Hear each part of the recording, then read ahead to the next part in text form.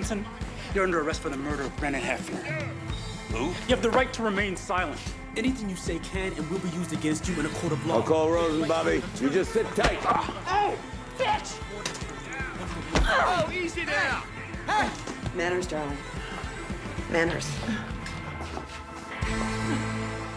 They got Bobby at Federal Plaza in Stockton.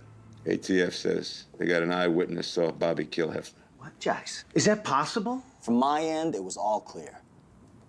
Shit's a goddamn bluff. You can't charge somebody on a bluff. Whatever they got, it's real.